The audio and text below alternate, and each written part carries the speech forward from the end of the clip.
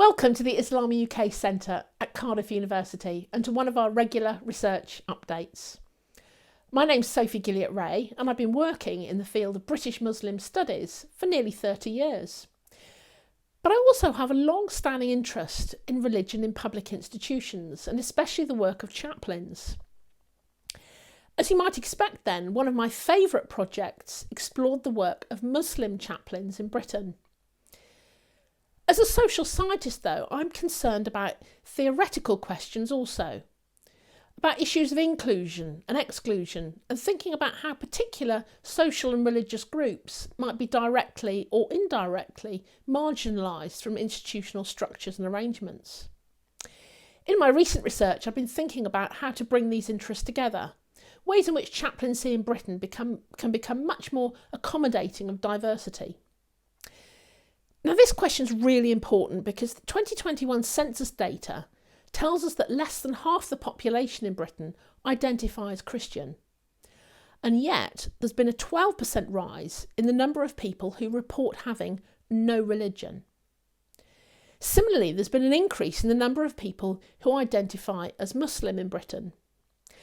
The 2021 census data means then that we must consider issues of diversity, inclusion and exclusion in relation to religion in public institutions in Britain in an entirely fresh way. For example, the category no religion can actually be a very positive identification that reflects a vast range of identities and rich, considered ideas about life, which just happen to be independent of belief in God or any other spiritual reality. Currently, though, prisoners who identify as having no religion are categorised by the prison service as people without beliefs, which is a slightly different thing. But the outcome is that their pastoral care needs are not reflected in the composition of chaplaincy teams. In relation to the growth of the Muslim chaplaincy profession, my research has uncovered ways in which existing educational and economic arrangements mean that Muslim chaplains can struggle as they try to develop their work.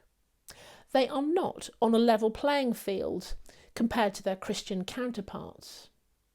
So I've been exploring some examples of good practice in relation to chaplaincy education, ways in which the curriculum might be decolonised and made much more accessible to chaplains who are relative newcomers to the chaplaincy profession.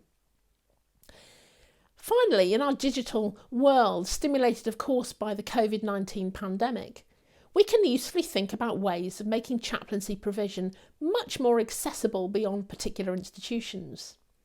For those who are housebound or geographically isolated, it's worth thinking about the development of virtual technology and the use of smartphone applications to bring pastoral care to people who might be otherwise excluded from chaplaincy services. So to sum up, my recent research critically evaluates issues of inclusion and exclusion in chaplaincy against the changing religious landscape of British society. I'm hoping that one of the outcomes of my work will be a fresh and exciting future for the chaplaincy profession and the development of much more equitable and responsive services and arrangements. Thank you so much for listening.